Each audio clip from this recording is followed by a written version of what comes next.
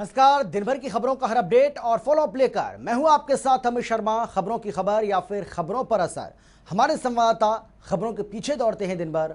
Ground zero से सीधी खबर बताएंगे आपको जनता रिपोर्टर। अयोध्या में बनाए जा रहे भव्य राम मंदिर का निर्माण कार्य तेजी से जारी है। इस बीच मंदिर के लिए बनाई जा रही नींव की पहली बार तस्वीरें सामने आई है। बता दें, मंदिर की ये नींव जमीन के 40 फीट नीचे खुदाई करके बनाई जा रही है और मंदिर की मजबूती के लिए जमीन की नीचे कई कंक्रीट्स की लेयर बिछाई गई है। वहीं श्रद्धालु मंदिर से निकली मिट्टी को प्रसाद के रूप में अपने घर लेकर जा रहे हैं। आपकी जानकारी के लिए बता दें, यूपी में कई दिनों तक बारिश के चलते मंदिर का काम रुका हुआ था, लेकिन एक बार फिर राम मंदिर का काम तेजी से जारी है। अयोध्या में भव्य राम मंदिर का निर्माण कार्य तेजी से चल रहा है। मंदिर निर्माण की पहली बार तस्वीर भी सामने आ गई है, जिसमें बुलडोजरों के जरिए मंदिर की नींव तैयार की जा रही है। आपको बता दें कि राम मंदिर की नींव बनाने के लिए जमीन के 40 फीट नीचे खुदाई की गई है और जमीन के नीचे कंक्रीट के लेयर्स डालने का काम भी चल रहा है। ऐसी 40 से 45 लेयर और जमीन के नीचे बिछाई जाएंगी, तब 16.5 फीट ऊंचे चबूतरे का निर्माण शुरू होगा, जिस पर भव्य राम मंदिर के मुख्य गर्भगृह और मंडप का निर्माण भी शुरू होगा। माना जा रहा है कि दिसंबर 2023 से मार्च 2024 के बीच भव्य राम मंदिर अयोध्या में बनकर तैयार हो जाएगा। पीएनबी बैंक में हजारों करोड़ के घोटाले के आरोपी मेहुल चोकसी के प्रत्यर्पण को लेकर कल यानी 2 जून को कोई बड़ा फैसला हो सकता है। बता दें कि कल यानी 2 जून को डोमिनिका की कोर्ट में उसके प्रत्यर्पण को लेकर सुनवाई होगी और इस बात पर फैसला मुमकिन है कि होगा या तो मेहुल चोकसी को वापस एंटीगुआ भेजा जाएगा या फिर सीधे भारत को सौंप दिया जाएगा। इस बीच इस मामले में जांच कर रही ईडी ने डोमिनिका की कोर्ट में कहा कि मेहुल चोकसी भारत का नागरिक है और उसे सीधा भारत को सौंपा जाना चाहिए। एक तरफ मेहुल चोकसी के प्रत्यर्पण की खबर, तो दूसरी तरफ इन दोनों ही देशों में राजनीति भी तेज हो गई है। बता दें कि एंटीगुआ और डोमिनिका में वहां की विपक्षी पार्टियों ने सरकार को इस मामले को लेकर आड़े हाथों लिया है। कोरोना संकट के बीच पंजाब में सियासी हलचल काफी तेज हो गई है। अगले साल पंजाब में विधानसभा चुनाव होने हैं। उससे पहले ही पंजाब कांग्रेस के कई विधायकों ने मुख्यमंत्री कैप्टन अमरिंदर सिंह के खिलाफ मोर्चा खोल दिया है, जिसे देखते हुए पार्टी आलाकमान ने तमाम विधायकों, मंत्रियों और राज्य के नेताओं को दिल्ली तलब किया।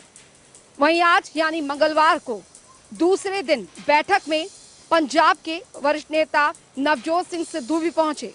वहीं पार्टी आलाकमान से मुलाकात के बाद नवजोत सिंह सिद्धू ने कहा कि वो पंजाब के जमीनी स्तर से जुड़े लोगों की बात को पार्टी आलाकमान तक पहुंचाने आए हैं।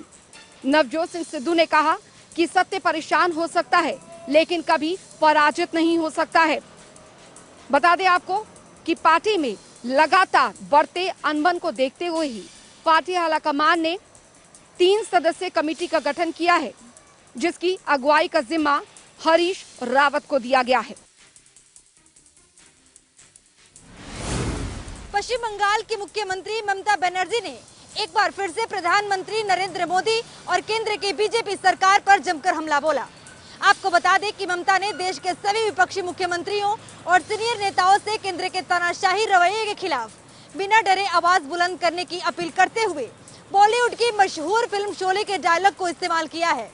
उन्होंने कहा, जो डरते हैं वो मरते हैं।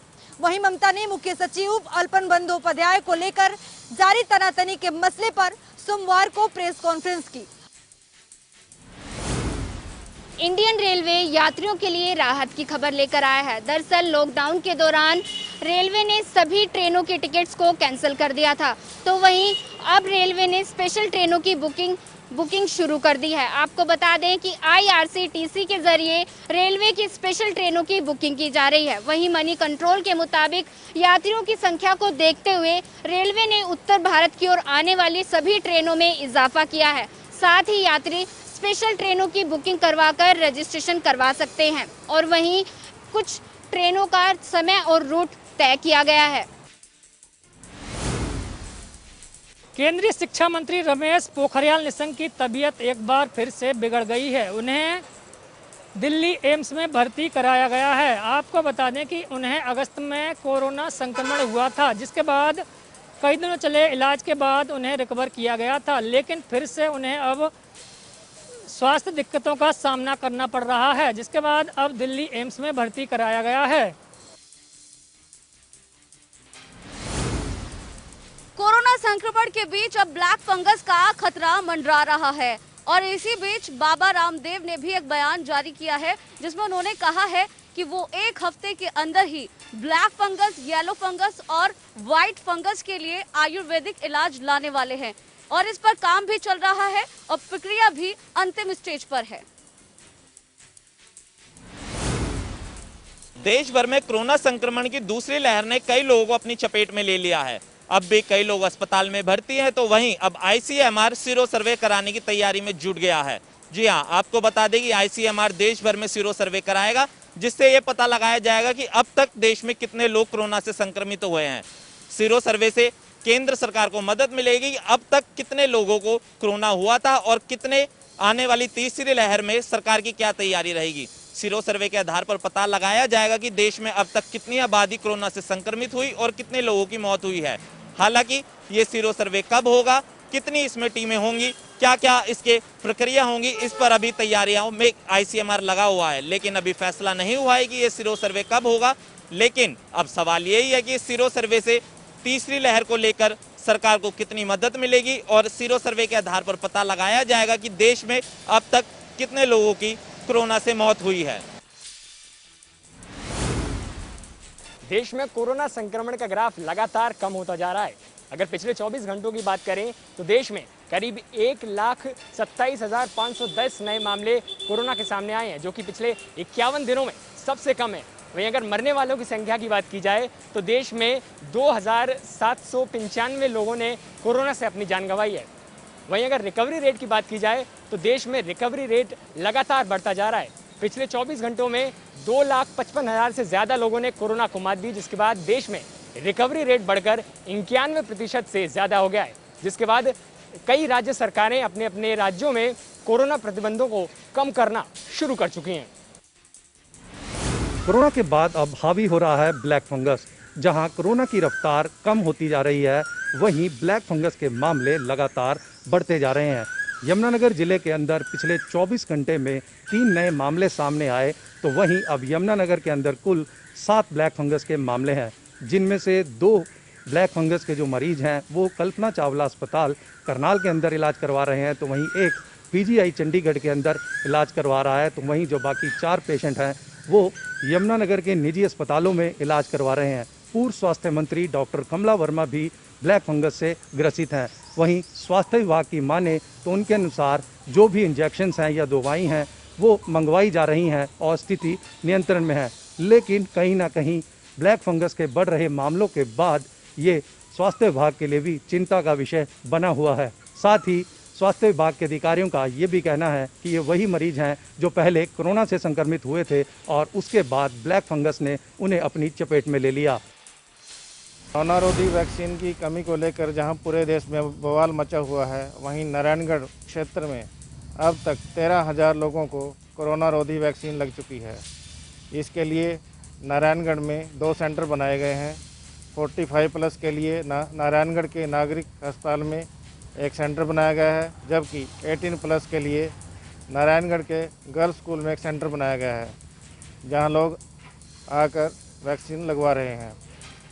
डॉक्टरों का मानना है कि शुरू में जब वैक्सीन लगाना स्टार्ट किया तो लोगों में वैक्सीन को लेकर डर बना हुआ था, लेकिन उन्होंने घर घर जाकर और कैंप लगाकर लोगों को जागरूक किया और जैसे ही कोविड की दूसरी वेव आई और कई लोगों की इसमें जान चली गई, तब लोगों को लगा कि वैक्सीन लगवाना बहुत ज़रूरी है और लोग अब इस बारे में जागरूक हो चुके हैं और स्वयं आकर वैक्सीन लगवा रहे हैं।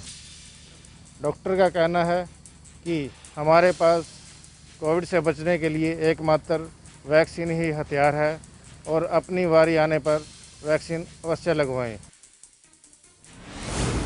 कोरोना के बीच बढ़ती महंगाई ने आम आदमी की कमर तोड़कर रख दी है। बात चाहे पेट्रोल डीजल के दामों की करें या फिर रसोई से संबंधित चीजों की, दाल, तेल, चाय पत्ती समेत जो तमाम जरूरी खाद्य सामग्रियां हैं, सभी के रेट आसमान छू रहे हैं। इसके अलावा पेट्रोल डीजल के दाम जिस तरह से लगातार प्रतिदिन बढ़ रहे हैं, उससे ट्रांसपोर्टेशन काफी महंगा हो जाने के कारण हर चीज पर इसका असर पड़ रहा है। और स्थिति यह है कि जो आम आदमी है उसका पेट पालना उनके लिए एक बहुत बड़ी चुनौती बन गया है। तमाम दावे किए जा रहे हैं महंगाई पर अंकुश लगाने के लिए, लेकिन आम आदमी की रसोई बयां करती है। गृहिणियों का जिस तरह से रसोई का बजट गड़बड़ाया हुआ है, लोगों के लिए जो है कोरोना के बीच में खुद को सेहतमंद रखना बहुत बड़ी चुनौती बन गया है। लोग अब सरकार की तरफ कातर दृष्टि से देखते हुए अब ये मांग कर रहे हैं कि उन्हें महंगाई से निजात दिलाई जाए। तो देखने वाली बात ये होगी कि अब सरकार आखिर आम आदमी की सुध कब लेती है। और जिस तरह से बेतहाशा वृद्धि हो रही है रेट्स में, चाहे पेट्रोल डीजल है चाहे अन्य खाद्य सामग्री है, उन पर किस तरह से शिकंजा कसा जाता है उनके रेटों में वृद्धि पर, और आम आदमी को कब आखिर राहत इस महंगाई से मिल पाती है। कोविड-19 के कारण लगभग 1.5 साल से लॉकडाउन के चलते कोरोना संक्रमण के डर ने स्ट्रीट फूड को लॉक किया हुआ था। जंक फूड भी डाउन था। घर में लॉक हो, घर के पारंपरिक भोजन के चलते बच्चों व युवाओं की सेहत पहले के मुकाबले बेहतर हो रही है। घर में रहकर घर के बनाए ताज़ा भोजन से कहीं ना कहीं इनकी इम्यूनिटी भी बढ़ी हुई है। देखने वाली बात यह है कि घर के भोजन के कारण बच्चों के अंदर बढ़ी हुई है इम्यूनिटी। लॉकडाउन में दी जा रही छूट के कारण फिर से लगने वाली स्ट्रीट फूड व फास्ट फूड के चलते आने वाले समय में बच्चों व युवाओं को फिर से अपनी गिरफ्त में ना ले ले, यह उन जागरूक माता पिताओं के लिए एक बड़ा सवाल है जो अपने बच्चों की सेहत के भविष्य को लेकर चिंतित रहते हैं। महामारी के इस दौर में जहां हर कोई परेशान है, वहीं फूल विक्रेताओं के सामने भी रोजी रोटी का संकट खड़ा हो गया है। फूल विक्रेताओं का कहना है कि जहां एक ओर भगवान के मंदिर बंद हैं, वहीं शादियों का सीजन भी लॉकडाउन के चलते ठीक से नहीं चल पा रहा है, जिसके चलते उनकी रोजी रोटी ठप होकर रह गई है। फूल विक्रेताओं का कहना था कि जहां प्रतिदिन वो पहले 100 से 150 मालाएं बेचते थे, वहीं अब मुश्किल से 5 या 10 मालाएं बेच पा रहे हैं। वहीं जब शादियों में उनके 5-5 क्विंटल फूल मंडप की सजावट में लगते थे, वहीं अब नाम मात्र फूल लगते हैं, क्योंकि बैंक्वेट हॉलों पर सरकार ने पाबंदी लगाई है और मात्र 2151 आदमी केवल शादियों में जा रहे हैं, जिससे फूल विक्रेताओं के लिए बड़ी भारी समस्या पैदा हो गई है। फूल विक्रेताओं का कहना है कि सरकार को इस महामारी के दौर में उनकी आर्थिक रूप से मदद करनी चाहिए, ताकि वो भी अपने बच्चों का भरण पोषण कर सकें। महंगाई लगातार बढ़ रही है। पेट्रोल और डीजल के दाम भी लगातार रोज़ाना बढ़ रहे हैं और इनके पेट्रोल डीजल के दामों में रोज़ाना इजाफा होने से उपभोक्ता परेशान हैं और खाद्य वस्तुओं के रेट भी बढ़ रहे हैं और कोरोना महामारी के चलते लोगों के काम धंधे ठप हैं और लोग परेशान हैं और महम की जनता ने सरकार से खाद्य वस्तुओं और डीजल पेट्रोल के दाम घटाने की गुहार लगाई है। हिमाचल प्रदेश में कोरोना संक्रमण से हालात जल्द सामान्य हो सकते हैं। मुख्यमंत्री जयराम ठाकुर ने आज राज्य सचिवालय शिमला में एक बैठक की। इस बैठक में सूबे के सभी जिला उपायुक्त, पुलिस अधीक्षक और मुख्य चिकित्सा अधिकारियों समेत कई अधिकारी मौजूद रहे।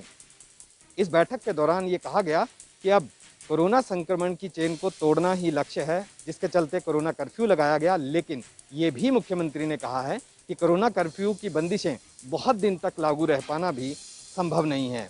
ऐसे में जल्द ही राहत मिलने के आसार हैं, लेकिन मामले घटने चाहिए। एक तरफ को कोरोना महामारी ने कहर बरपा रखा है, तो वहीं दूसरी ओर अधिकारी अब आम जनता को अन्य बीमारियों में धकेल रहे हैं।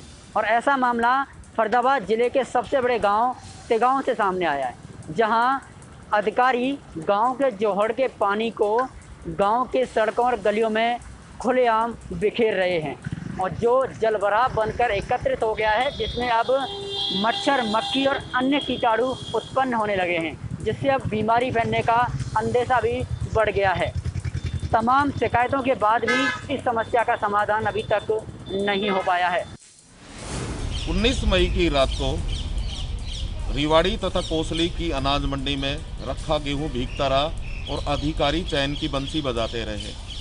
इस पर संज्ञान लेते हुए डीसी ने तुरंत जो है जांच के आदेश कर दिए। एसडीएम रेवाड़ी को जांच सौंपी। एसडीएम जांच करने जो आदेश के 5 दिन बाद कोसली भी पहुंचे, लेकिन जब वहां पहुंचे तो ये जो गीला जो गेहूं था वो डिपो होल्डरों तक जा पहुंचा था। आज 12 दिन बीतने को हो गए, लेकिन अभी तक किसी भी दोषी अधिकारी के खिलाफ कोई कार्रवाई नहीं की गई है। इसी को लेकर अब जो है विपक्ष भी लगातार अधिकारियों पर और सरकार पर आरोप लगा रही है और तुरंत जांच करने की मांग कर दोषी अधिकारियों के खिलाफ कार्रवाई करने की बात कर रही है।